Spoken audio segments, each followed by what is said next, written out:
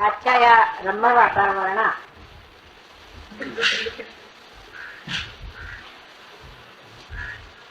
मी सर्व इथे जमलात आणि सहयोगाला हे सगळ्यात मोठं मिळालेलं आहे. त्याचा आज 14वा वाढदिवस आहे. त्यासाठी आपण इतकी सुंदर जागा शोधून काढली त्याबद्दल मी सर्व मुंबईच्या सहयोगी व्यवस्थापकांच्या साठी विशेष रूपात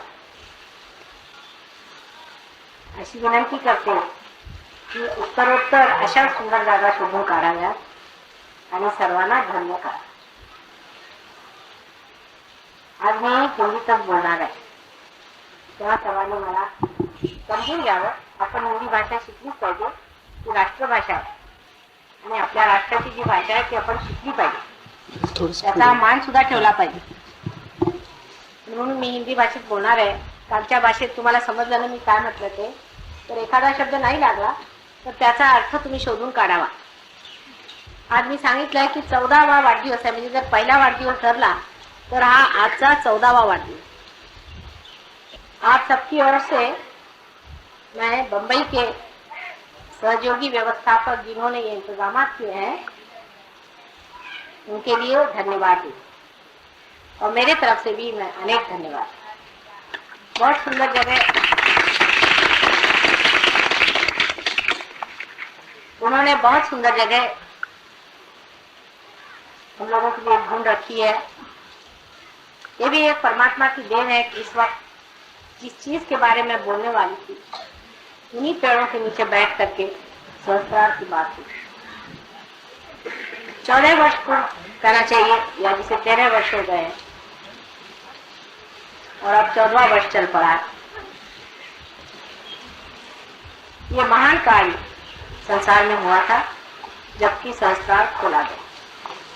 इसके बारे में मैंने अनेक बार आपसे हर संस्कार दिन पे बताया हुआ कि क्या हुआ था, किस तरह से ये घटना हुई, क्यों की गई और इसका महत्व क्या है.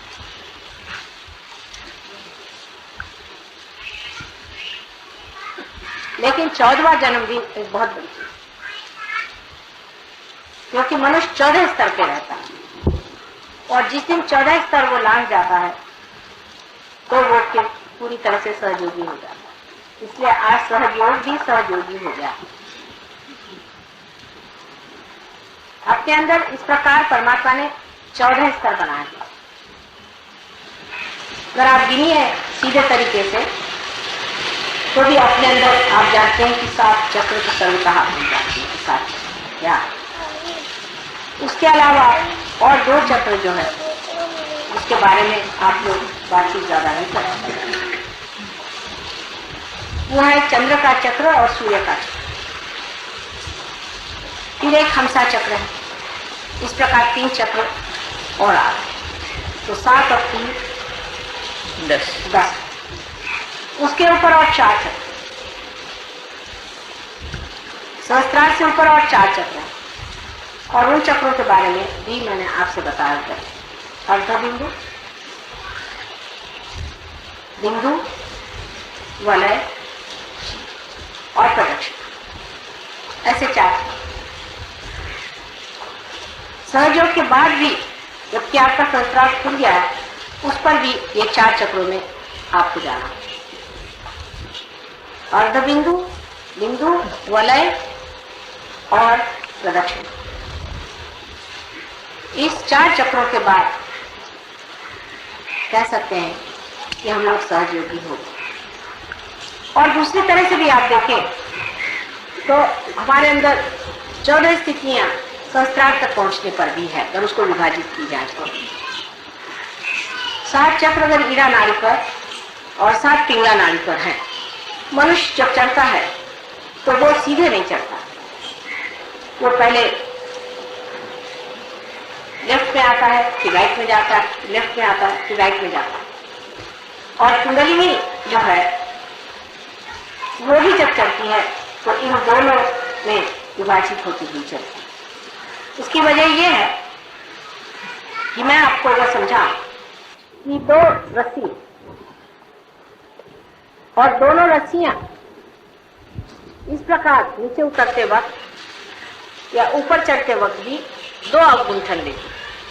जब 2 अवगुंठन लेती है तो उसके लेफ्ट और राइट इस प्रकार से, पहले लेफ्ट और फिर राइट, दोनों के अवगुंठन होने से फिर राइट वाली राइट को आ जाती, लेफ्ट वाली राइट को चली जाती। आप अगर इसको देखें तो मैं आपको दिखा सकती हूँ कि अगर समझ लीजिए इस तरह से आया, अब इसने एक चक्कर लिया और दूसरा चक्कर लेने में फिर आ गई इसी तरफ से, इस तरफ से आया, इसने एक चक्कर लिया फिर दूसरा चक्कर लिया फिर इस प्रकार 2 अवगुंठन उसमें होते जाते हैं। इसीलिए आपको जब कुंडलिनी चढ़ती है उस चक्र पे आपको दिखाई देता है कि लेफ्ट पकड़ा है या राइट, क्योंकि कुंडलिनी तो एक, फिर आपको एक ही चक्र पे दोनों चीज दिखाई देती। इस प्रकार आप देखें कि लेफ्ट पकड़ा है या राइट पकड़ा, तो इस प्रकार हमारे अंदर लेफ्ट और राइट अगर दोनों का विभाजन किया जाए एक चक्र का तो 7 दूनी 14, वैसे ही हमारे अंदर 14 स्थितियां तो पहले ही क्रॉस करनी पड़ती है जब आप संस्कार।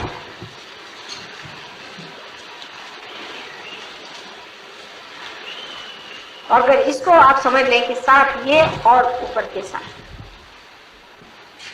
इस तरह भी वो 14 का एक मार्ग, इसलिए 14 की जो है वो कुंडलिनी शास्त्र में बहुत महत्वपूर्ण चीज है। और जब तक हम इस चीज को पूरी तरह से न समझ लें कि इस 14 चीजों से जब हम परे उठेंगे तभी हम सहयोग के पूरी तरह से अधिकारी हैं। हमको आगे बढ़ते ही रहना चाहिए और उसमें पूरी तरह से रचते रहना। राजना विराजना ये शब्द आपके सामने पहले बार भी मैंने बहुत कहे हैं, लेकिन आज के दिन विशेष करके हम लोगों को समझना चाहिए कि सहस्त्रार के दिन राजना क्या, विराजना क्या।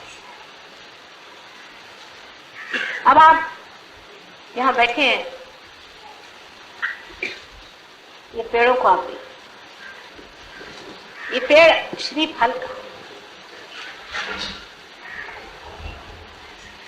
नारियल को श्रीफल का, नारियल को श्रीफल कहा जाता है। श्रीफल जो नारियल है इसके बारे में आपने कभी सोचा या नहीं पता, लेकिन बड़ी सोचने की चीज है इसे श्रीफल क्यों कहते। यह समुद्र के किनारे होता है और कहीं होता है। सबसे अच्छा जो ये फल होता है समुद्र के किनारे। वजह यह है कि समुद्र जो है ये धर्म है, जहाँ धर्म होगा वहीं श्रीफल फल, जहाँ धर्म नहीं होगा वहाँ श्रीफल। लेकिन समुद्र के अंदर सभी चीजें बसी रहती, हर तरह की सफाई गंदगी हर चीज इसमें होती। ये पानी भी नमक से भरा, इसमें नमक। ईसा मसीह ने कहा था कि तुम संसार के नमक, माने हर चीज में आप पूछ सकते हैं, हर चीज में आप स्वाद दो। नमक को, नमक के बगैर इंसान जी नहीं। जो हम ये प्राण शक्ति अंदर लेते हैं, अगर हमारे अंदर नमक न हो तो प्राण शक्ति भी कुछ कार्य नहीं। ये कैटलिस्ट, और ये नमक जो है ये हमें जीने का, संसार में रहने का, प्रपंच में रहने की पूर्ण व्यवस्था नमक है। अगर मनुष्य में नमक न हो तो किसी काम का इंसान। लेकिन परमात्मा की तरफ जब ये चीज उठती है तो वो सब नमक को नीचे ही छोड़, सब चीज छूट जाए। और जब इन पेड़ों पे सूर्य की रोशनी पड़ती है और सूर्य की रोशनी पड़ने पर जब इसके पत्तों का रस और सारे पेड़ का रस ऊपर की ओर खिंचाता है, क्योंकि इवेपोरेशन होता है, तब इसमें से जो, इस तना में से जो यही पानी ऊपर बहता है, वो सब कुछ छोड़ करके इस 14 चीजों को लांग करके ऊपर जा करके श्रीफल, वही श्रीफल आप और देवी को श्रीफल जरूर देना। श्रीफल दिए बगैर पूजा संपन्न नहीं। श्रीफल भी एक अजीब तरह से बना हुआ है, दुनिया में ऐसा कोई सा भी फल नहीं जैसे श्रीफल। उसका कोई सा भी हिस्सा बेकार नहीं है। उसका एक एक हिस्सा इस्तेमाल होता है, इसके पत्तों से लेकर हर चीज इस्तेमाल होती है, पर श्रीफल का भी हर एक चीज इस्तेमाल। और देखें श्रीफल भी मनुष्य के सहस्त्रार जैसे बाल अपने हैं, इस तरह से श्रीफल के भी बाल हैं। यही श्रीफल, इसमें बाल होते हैं ऊपर में, इसके प्रोटेक्शन के, मृत्यु से प्रोटेक्शन हमें बालों से, इसलिए बालों का बड़ा मान किया जाता है। बाल बहुत महान और बड़ी शक्तिशाली चीज है, क्योंकि आपको प्रोटेक्ट कर,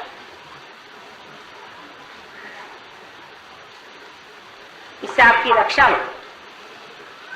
और इसके अंदर जो हमारे जो क्रेनियल बोन्स है, जो हड्डियां, वो भी आप देखते हैं कि श्रीफल के अंदर में बहुत तरफ इस तरह का एक ऊपर से आवरण है।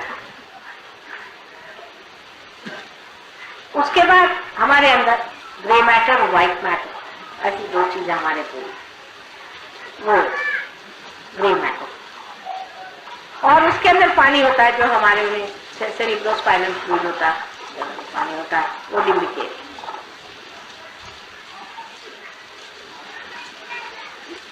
तो ये साक्षात श्रीफल जो है, यही हमारा, जब इनके लिए ये फल है, तो हमारे लिए ये फल, जो हमारा ब्रेन है, ये हमारे सारे उत्क्रांति का फल है। आज तक जितनी हमारा रिवोल्यूशन हुआ है, जो अमीबा से आज हम इंसान बने, वो सब हमने इस ब्रेन के फलस्वरूप पाया। ये जो ब्रेन है, ये सब कुछ हमने जो कुछ पाया इस ब्रेन, इसी में सब तरह की शक्तियां, सब तरह का इसी में सब पाया हुआ धन संचित। अब इस हृदय के अंदर जो आत्मा विराजती है और उसका जो प्रकाश हमारे अंदर सहयोग के बाद 7 परतों में फैलता है दोनों तरफ से, वो तभी हो सकता है जब आदमी का सहस्त्रार। अभी तक हम इस दिमाग से दो ही काम करते हैं। आत्म साक्षात्कार से पहले सिवाय इसके कि हम अहंकार और सुपर ईगो, इन दोनों के माध्यम से जो कार्य करना है करते हैं। अहंकार और प्रति अहंकार, या आप कहिए मन और अहम, इन दोनों के सहारे हम सारे कार्य करते हैं। लेकिन रियलाइजेशन के बाद हम आत्मा के सहारे कार्य करते हैं। आत्मा रियलाइजेशन से पहले हृदय में ही विराजमान, बिल्कुल अलग सना क्षेत्रज्ञ बना हुआ। आप देखते रहते, उसका काम वो अपना जैसा भी है देखने का मात्र वो करते रहता है, लेकिन उसका प्रकाश हमारे चित्त में नहीं, वो हमसे अलग है, वो चित्त में नहीं। रियलाइजेशन के बाद वो हमारे चित्त में आ जाता है, पहले चित्त में। और चित्त आप जानते हैं कि वॉइड नहीं कर,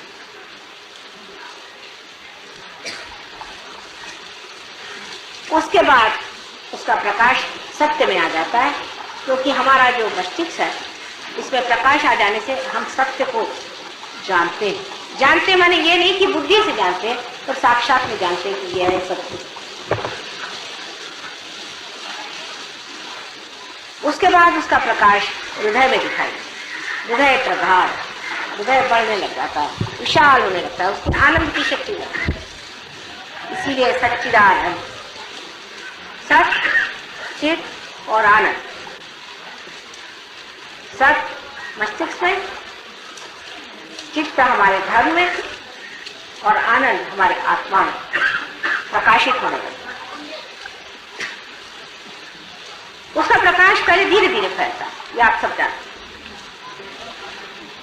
उसका प्रकाश धीरे धीरे बढ़ता है, सूक्ष्म चीज होती है, पहले बहुत सूक्ष्म, क्योंकि हम जिस स्थूल व्यवस्था में रहते हैं उस व्यवस्था में उस सूक्ष्म को पकड़ना कठिन जाता है, धीरे धीरे वो पकड़ आ जाता है।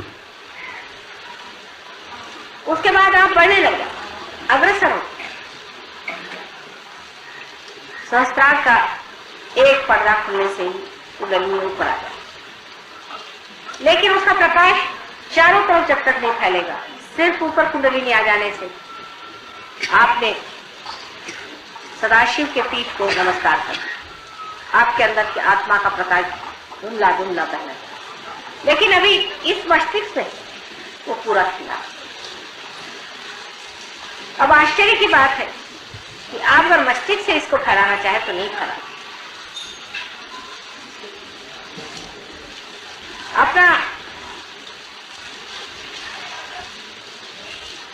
मस्तिष्क और अपना हृदय, इसका अब बड़ा संतुलन उठाना पड़ा। आपको तो पता ही है कि जब आप अपने बुद्धि से बहुत ज्यादा काम करते हैं तो हार्ट फेलियर हो जाता है, और जब हम हार्ट से बहुत ज्यादा काम करते हैं तो आपका ब्रेन फेलियर।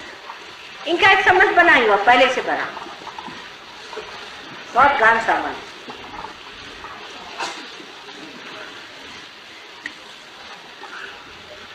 और उस गहन संबंध की वजह से जिस वक्त आप पार हो जाते हैं, इसका संबंध और भी गहन होना पड़ता है। हृदय और इस ब्रेन का संबंध बहुत ही घना होना चाहिए। जिस वक्त पूरा इंटीग्रेट हो जाता है तब चित्त आपका जो है पूर्णतया परमेश्वर स्वरूप है। ऐसा ही कहा जाता है हठ योग में भी कि मन और अहंकार दोनों का लय हो जाता है, लेकिन इस ऐसी बात करने से तो किसी के समझ में नहीं आएगा इसका लय कैसे होगा। मन और अहंकार, वो मन के पीछे लगे रहते हैं, अहंकार के पीछे लगे रहते हैं। अहंकार को मारते रहो तो मन बढ़ जाता है, मन को मारते रहो तो अहंकार बढ़ जाता है। उसे समझ नहीं आता ये पागलपन क्या है, ये किस तरह से किया जाए। मन और अहंकार दोनों को किस तरह से किया, उसका एक ही द्वार है, आज्ञा। आज्ञा चक्र पे काम करने से मन और अहंकार जो है पूरी तरह से लय हो जाता है, और वो लय होते ही हृदय और ये जो ब्रेन है इनमें पूरा सामंजस्य पहले आ जाता है, कंकॉर्ड। लेकिन एकता नहीं है, इस एकता को ही हमको पाना है। तो आपका जो हृदय है वही सहस्त्रार हो जाता है, और आपका जो सहस्त्रार है वही होता है। जो आप सोचते हैं वही आपके हृदय में है, और जो कुछ आपके हृदय में है वही आप सोचते हैं। ऐसी जब गति हो जाए तो कोई भी तरह की आशंका, कोई भी तरह का अविश्वास, किसी भी तरह का भय, कोई सी भी चीज नहीं। जैसे आदमी को भय लग गया तो उसे क्या करते हैं, उसको ब्रेन से सिखाते हैं कि देखो भाई भय करने की कोई बात नहीं, देखो तुम तो बेकार चीज को डर रहे थे, ये देखो प्रकाश लेकर। फिर वो अपने बुद्धि से तो समझ लेता है तो ठीक डरता है। लेकिन जब दोनों चीज एक हो जाती, आप इस बात को समझने की कोशिश करें कि जिस मस्तिष्क से आप सोचते हैं, जो आपके मन को समझाता है और संभालता है, वही आपका मनगढ़ हो जाए। यानी समझ लीजिए कि ऐसा कोई इंस्ट्रूमेंट हो कि जिसमें एक्सेलरेटर और ब्रेक दोनों ऑटोमेटिक हो जाए, और दोनों एक, जब चाहे तो वो ब्रेक बन जाए और जब चाहे तो वो एक्सेलरेटर हो जाए, और वो सब जानता है। ऐसी जब दशा आ जाए तो आप पूरे गुरु हो गए। ऐसी दशा हमको आनी। अभी तक आप लोग काफी उन्नति कर गए, काफी ऊंचे स्तर पे। जरूर आपको कहना चाहिए कि अब आप श्री फल हो गए। लेकिन मैं हमेशा आगे की बात इसलिए करती हूँ कि इस पेड़ पे भी अगर चढ़ना हो तो क्या आपने देखा है किस तरह से लोग चढ़ते हैं। और एक आदमी को चढ़ा के देखिए तो आप समझ जाएंगे कि वो एक डोर बांध लेता है चारों तरफ से अपने, और उस डोर को ऊपर फंसाते जाता है। वो डोर जब ऊपर फंस जाता है तो उस पर वो चढ़ते। इसी तरह से अपनी डोर को ऊंची फंसाते जाना। और यही जब आप सीख लेंगे तभी आपका चलना बहुत जल्दी हो सकता है। पर ज्यादातर हम डोर को नीचे फंसाते हैं। सहयोग में आने के बाद भी डोर हम नीचे की तरफ फंसाते और कहते माँ हमारी तो कुछ प्रगति नहीं। अबे होगी क्या कि जब तुम डोर ही उनकी तरफ फंसा के नीचे उतरने की व्यवस्था करती हो। जिस वक्त नीचे उतरना तो डोर की फंसाने की भी जरूरत नहीं। आप जरा सा ढील दे दीजिए, दर्द आप नीचे चले। वो तो इंतजाम पहले से बना हुआ नीचे आने का, ऊपर चढ़ने का इंतजाम बनाना पड़ता। तो कुछ बनने के लिए मेहनत करनी पड़ती है और जो पाया उसे खोने के लिए कोई मेहनत की जरूरत है। आप सीधे चले आइए, उसमें कोई तो प्रश्न खड़ा नहीं होता। इसको अगर आप समझ लें इस बात को तो आप जान लेंगे कि नजर अपनी हमेशा ऊंची है। कल कोई सी भी सीढ़ी पर आप खड़े हैं लेकिन आपकी नजर ऊंची है, वो आदमी उस आदमी से बहुत ऊंचा है जो ऊपर खड़े होकर के भी नजर नीचे रखता। इसीलिए कभी कभी बड़े पुराने सहयोगी भी धक से नीचे चले आते हैं। लोग बताते कि ना ये तो बड़े पुराने सहयोगी थे, इतने साल से आपके साथ रहे, ये किया वो किया, पर नजर तो उनकी हमेशा नीचे रखी। तो मैं इसे क्या करूँगा, नजर नीचे रखी तो वो चले आए मुझे। नजर हमेशा ऊपर रहनी चाहिए। अब इसे भी फल को देखना है तो नजर आपकी, इनकी भी नजर, इन सब की नजर ऊपर, क्योंकि बगैर नजर ऊपर किए हुए वो जानते ना हमें सूर्य को पा सकते हैं, न ही ये कार्य हो सकता है, न तो हम श्रीफल बना। वृक्ष को बहुत अच्छे से देखना चाहिए और समझना चाहिए। सहयोग आप वृक्ष से बहुत अच्छे से सीख, बड़ा भारी ये आपके लिए गुरु है। जैसे कि जब हम वृक्ष की ओर देखते हैं तो पहले देखना चाहिए कि ये अपनी जड़ों को कैसे बैठा, पहले अपनी जड़ को ही संभाल लेता है। और जड़ को संभालने के लिए वो क्या करता है, जड़ में घुसा जाता है। ये हमारा धर्म, यही हमारा चित्त है,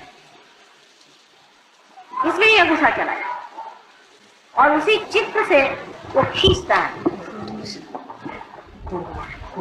उस सर्वव्यापी शक्ति। ये तो उल्टा पेड़ है, ऐसा कहिए तो उस सर्वव्यापी शक्ति को ये जड़ खींचने लगा और इसको खींचने के बाद में आखिर उसको खींच के करना क्या, फिर उसकी नजर ऊपर जाती है और इसी प्रकार वो श्रीफल बनाती है। आपका सहस्त्रार भी इसी श्रीफल जैसा माँ को अत्यंत प्रिय और इसी सहस्त्रार को समर्पण करना।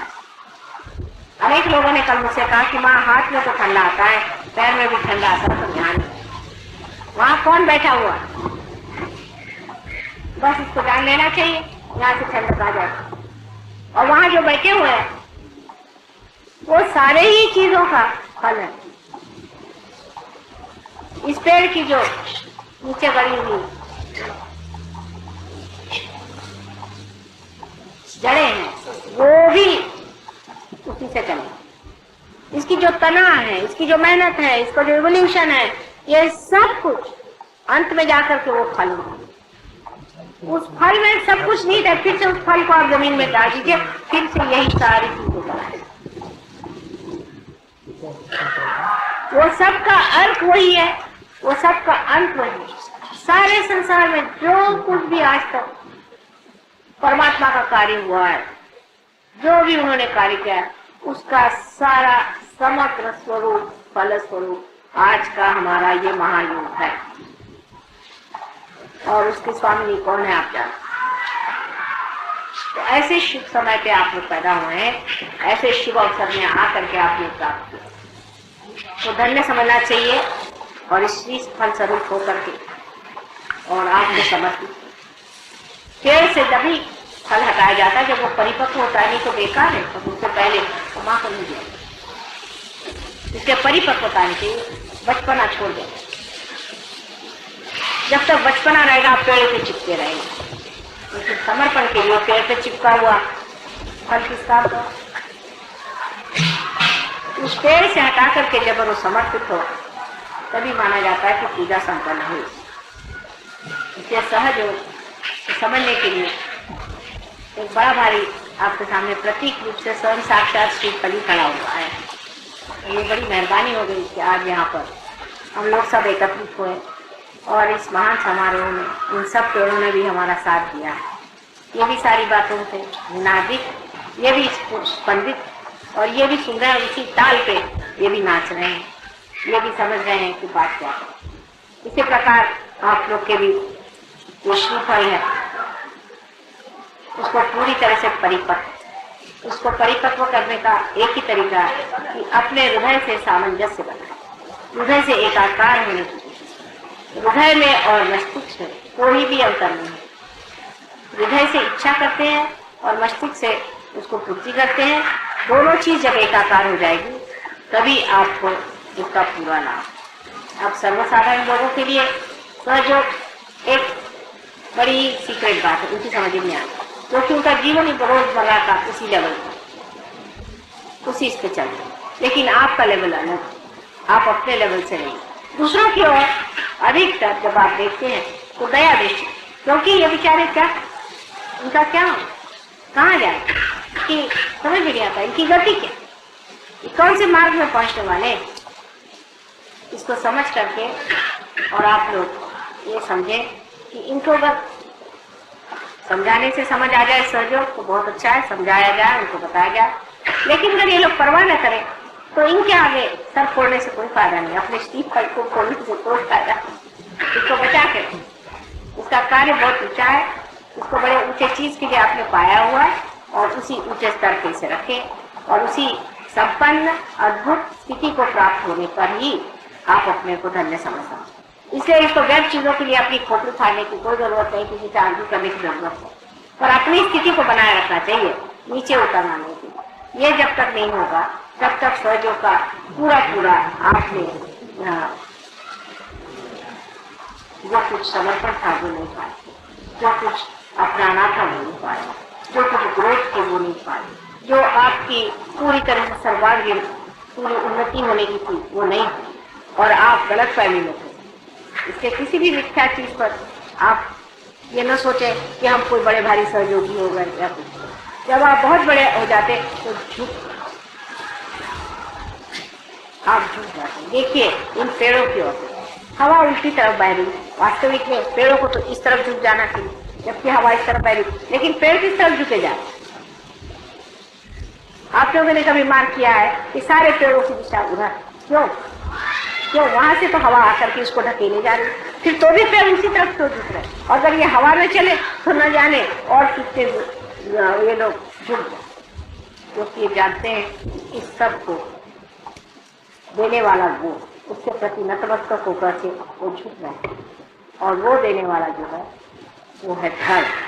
हमारे अंदर जो धर्म है जब वो पूरी तरह से जागरूक होगा, पूरी तरह से कार्यान्वित होगा, तभी हमारे अंदर के श्रीफल इतने मीठे, सुंदर और पौष्टिक है। तो आपके जीवन से ही संसार आपको जाने और किसी चीज से नहीं जाना। आप लोग कैसे हैं? अब 14 मार्च आप इसका जन्मदिन इस सहस्त्रार्थ का मनाते हैं और न जाने कितने साल और इसका मनाएंगे, लेकिन जो भी आपने इस सहस्त्रार्थ का जन्मदिन मनाया उसी के साथ साथ आपका भी सहस्त्रार्थ सुन रहा है। और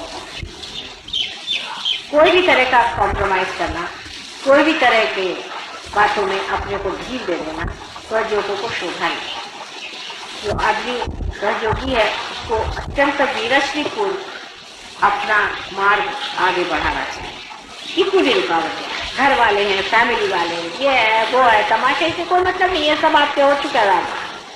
इस जन्म में आपको पाने का है और आपके पाने से औरों को पा गए तो उनका धनी है, उनका भाग्य है, नहीं पा गए तो क्या आप क्या उनको अपने हाथ में पकड़ के ऊपर ले जाएंगे? ये तो ऐसा हो कि आप समुद्र में जाए और अपने पैर में बड़े बड़े पत्थर जोड़ लें और कहे कि भाई समुद्र देखो मुझे तुम तैरा के ले जाओ। समुद्र कहेगा भाई ये पत्थर को छोड़ो पहले पैर के, वो तो कैसे ले जाऊंगा मैं? पैर में बड़े बड़े आपने लोड़ बांध दिए तो उनको कटवाई देना अच्छा है, और नहीं कटवा सकते तो कम से कम ये करो उनसे परे।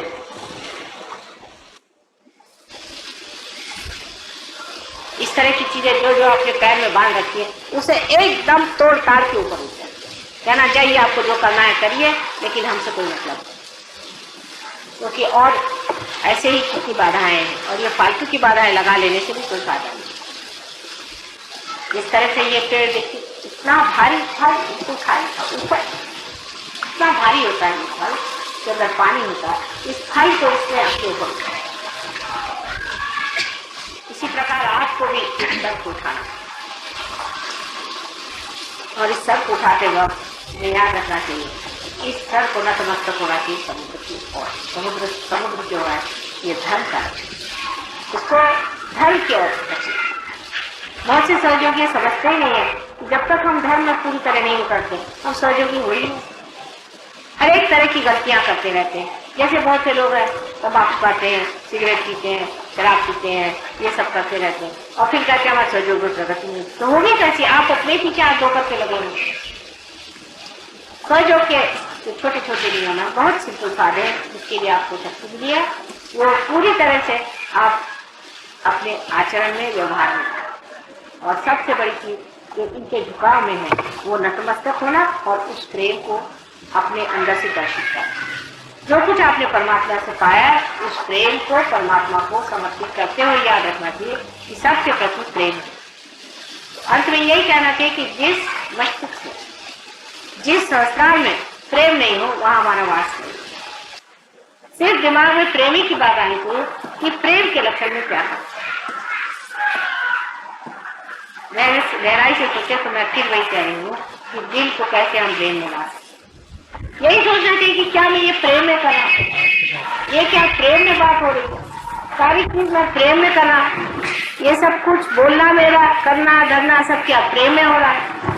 किसी को मार पीट भी सकते हैं आप प्रेम में, बहुत बात हो तो मार सकते हैं, लेकिन ये क्या प्रेम में हो रहा है। देवी ने इतने राक्षसों को मारा वो भी प्रेम में ही मारा, उनसे भी प्रेम किया जिससे वो ज्यादा नहीं और भी राक्षस के महाराक्षस का बन जाए, और अपने भक्तों का प्रेम की वजह से उनको बचाने के लिए उनको मारा। उस अनंत शक्ति ने भी प्रेम ही कहा, जिससे उनका हित हो वही प्रेम है। तो क्या आप इस तरह का प्रेम कर रहे हैं जिससे उनका हित हो, ये सोचना है। अगर कर रहे हैं तो आपने वो चीज पाली जो मैं कह रही थी कि सामंजस्य आना चाहिए, तो सामंजस्य आप कर रहे हैं।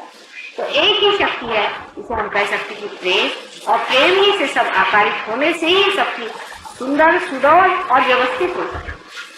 जो सिर्फ शुष्क विचार है उसमें कोई अर्थ नहीं, और शुष्क विचार तो आप जानते हैं कि वो सिर्फ अहंकार से आते हैं, और जो मन से आने वाली चीज है वो दूसरी ऊपर से जरूरी उसको खूबसूरती ला देती है लेकिन अंदर से खोती है। इसलिए एक चीज गर्वी होती है लेकिन शुष्क होती है, दूसरी चीज सुंदर होती है लेकिन नीरस होती। एक नीरस है तो दूसरी खोती। दोनों चीजों का सामंजस्य इस तरह से बैठ ही नहीं सकता क्योंकि एक दूसरे के विरोध है।